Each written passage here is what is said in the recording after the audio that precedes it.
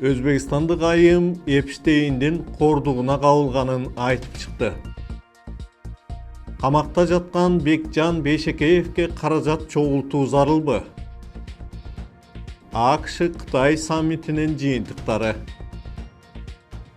Америка Кубага көз артууда. Месси рекордун жаңыртып жатат. Саламатсыздарбы? Бүгүн 15 май 26 жыл Чикаго шаарынан Америка жаңылыктарынын кезектеги чыгарылышы бизге катталып, колдоп туруңуз. АКШда түбү өзбекстандык модель Роза 13 майда Конгрессте көрсөтмө берип, зордукчу Джеффри Эпштейнге байланыштуу чуулгандуу фактыларды ачыктады.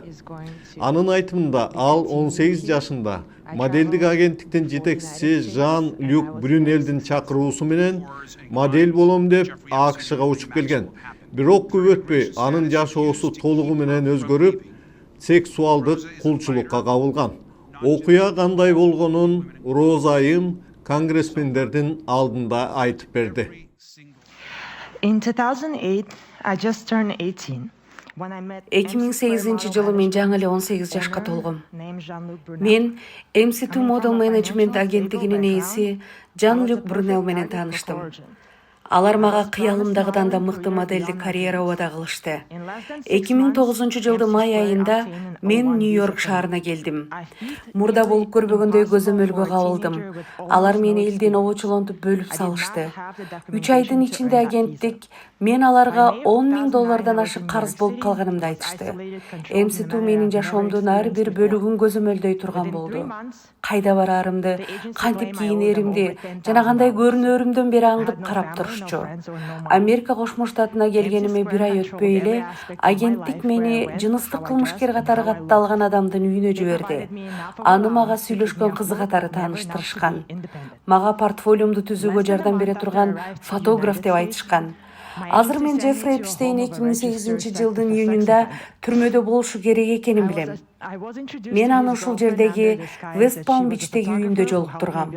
Ал түрмөдө эмес болчу. Жан-Люк Брюнел мени июль айында Эпштейн менен кечки тамак ичүүгө West Palm Beach'ке алып барды. Ал мага өзүн менин карьерамды кура турган агенттиктин инвесторумун деп тааныштырды. Бир күнү анын массажисти мени анын бөлмөсүнө чакырды. Ошол жерде Джеффри мага биринчи жолу сексуалдык зомбулук көрсөттү. Андан кийинки 3 жыл бою мен үзгүлтүксүз зордук зомбулукка туш болуп жүрдүм. Жашы жете элек кыздарга сексуалдык кордук көрсөткөн үчүн Джеффри Эпштейн үй камагында болчу.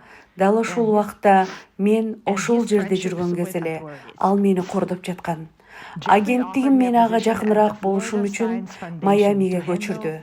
Анан ал үй камагынан чыккандан кийин гана кайра Нью-Йорк шаарына кайтуума уруксат беришти.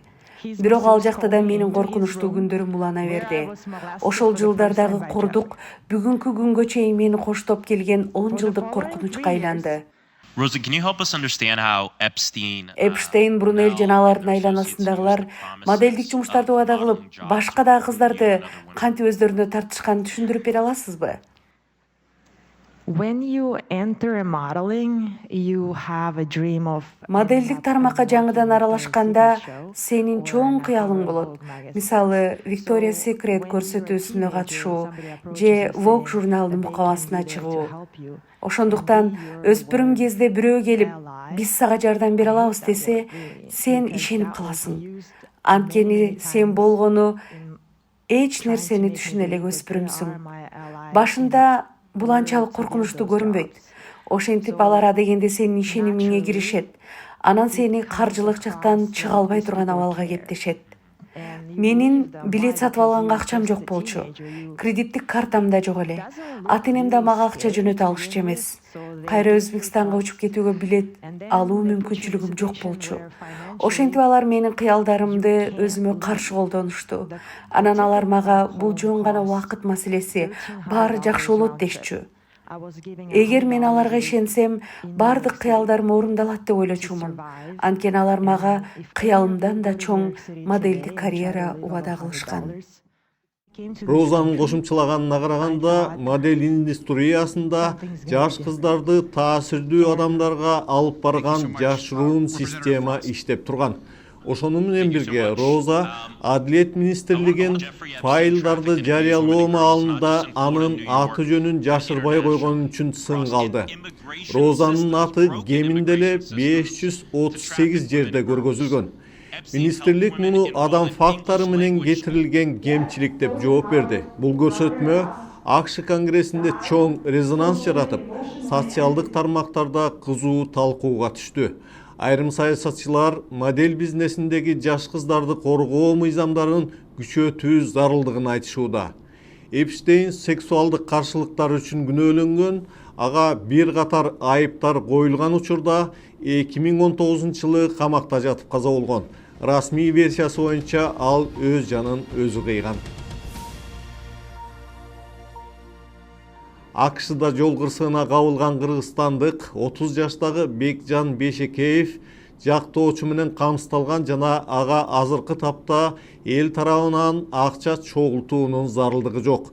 Бул тууралуу Бекжан Бейшекеев иштеген компаниянын жетекчилиги билдирди. Компания азыр Кошмо Штаттарындагы айрым кыргыз жана орус тилдүү блогерлер себепсиз эле ар кандай такталбаган маалыматтарды таратып жатышканын биздин каналга тастыкташты.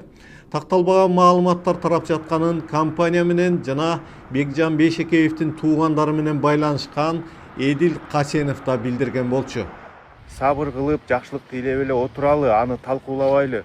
Тиги компания акча бербей коюптур, адвокат албаптыр деп, адвокатты жакшынакай эле алып, тандап жакшысын алып, бардык иш-чара законду мыйзамдын чегинде алып баратат. Бул жерде көп көзөмөл бар. Мамлекет биздин МИД өзү көзөмөлдөп атат, байкелери туугандары карап атат. Жанагы кайсыл компанияда иштеген болсо өзүңүздөр билесиздер. Алар бүт төлөмдөрүн төлөп, мен мына окуп группадан болгон нерсени сиздерге айтып берип атам. Түзмө-түз маалымат, мына өзүнүн ошол кайсыл компанияда иштеген, ана байкеси менен сүйлөшүп, алардан макулдугун алып, ушундай видео жаздырып, анан сиздерге кайрылып атам. Анан жөн эле баягыдай кээ бирөө хайп кармаппы же бир подписчик чогултуппу, ушундай неме болуп атат. Ушак кылбайлы. Эске салсак, жол кырсыгы быйыл 3 февралда Индианада болгон. Анда алдыңкы трак токтой калган учурда Бейшекеев каршы тилкеге чыгып, алдынан келаткан микроавтобус менен сүзүшкөн, андан америкалык 4 жаран каза тапкан. Кыргызстандын Чикаго шаарындагы башкы консулдугу Бейшекеев менен телефондон байланышкан болчу. Кийинки соттук отурум 25 майга коюлган. АКШ президенти Дональд Трамптын Кытайга сапары аяктады. Анын Кытайдын лидери Си Цзиньпин менен жолугушуусунун жыйынтыктарын эки мамлекет эки башкача айтып чыгышты. Кытай тарап бул жолугушуунун башкы жыйынтыгы катары өзгөрүп жаткан дүйнөлүк геосаясатта мындан ары Кытай АКШ менен теңдеш күчтүү өлкөгө айланганын баса белгиледи. Ошондой эле Тайвань маселеси биринчи орунга коюлду. Си Цзиньпин эгер Тайвань маселесинде туура эмес кадам жасалса, ал эки күчтүү мамлекеттин ортосундагы мамилени гана бузбастан ачык кагылышка алып келиши ыктымал деп ачык эскертти. Трамптын командасы болсо жолугушуу сонун өткөнүн айтып, Кытайдын АКШга инвестициясынын келечекте көбөйүшү, мунай менен газды сатып алууну көбөйтүү, Иранды Ормуз кысыгын ачууга көндүрүү талкууга алынганын белгиледи. Маалымат катчы Каролайн Ливит социалдык тармакка Иранды муунтуу операциясы ийгиликтүү ишке ашып жатат. Кытай эми мындан ары мунайды Иранга караганда Аляскадан көп сатып ала баштайт деп жазды. Ошол эле маалда Тайвань тууралуу АКШ тарап дээрлик эч нерсе айткан жок.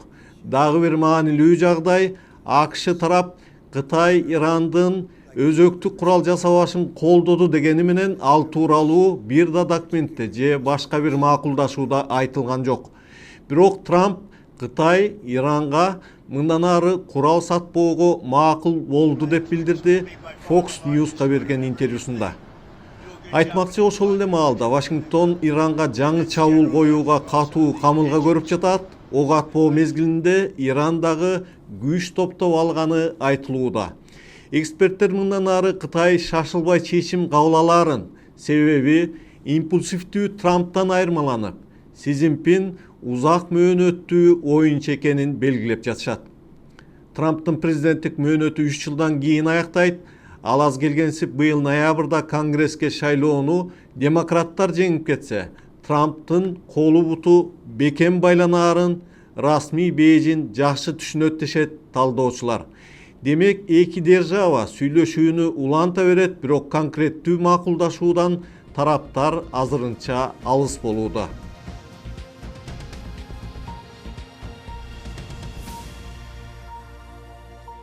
Эми Кубага байланыштуу кызыктуу жаңылык. Кошмо Штаттары Кубанын мурдагы президенти Рауль Кастрого айып тагууга даярданып жатат. Бул тууралуу бейшемби күнү АКШнын Адилет министрлигинин өкүлү билдиргенин CNN жазып чыкты. Маалыматка ылайык, айыптоо жакынкы күндөрү жөнөтүлүшү мүмкүн. Айып мындан 30 жыл мурда Куба гуманитардык уюмга таандык самолетту атып түшүргөн окуяга байланыштуу. Рауль Кастрого айып тагылат деген маалымат СРУнун жетекчиси Джон Редклифф Гаванага барып, президент Трамптын салам дубайын Куба бийлигине тапшырып жаткан маалда жарыяланды. Вашингтон Куба менен сүйлөшүүгө даяр экенин, бирок бул мамлекеттин бийлиги олуттуу өзгөрүүлөрдү жүргүзүшү зарылдыгын билдирди. Куба мамилени жакшыртууга даяр болгону менен Рауль Кастрого каршы айыпты басым катары кабыл алууда.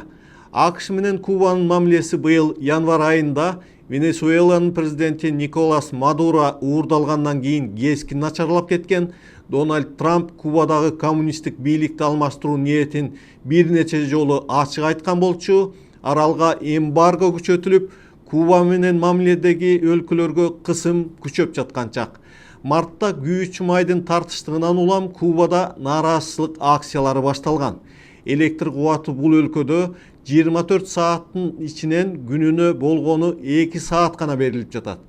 АКШ Кубага каршы соода эмбаргасын мындан 66 жыл мурда Фидель Кастро баштаган революционерлер америкалык компаниялардын мүлкүн мамлекетке алгандан кийин башталган. Быйыл январдан бери эле Кубага 240тан ашуун санкция киргизилди.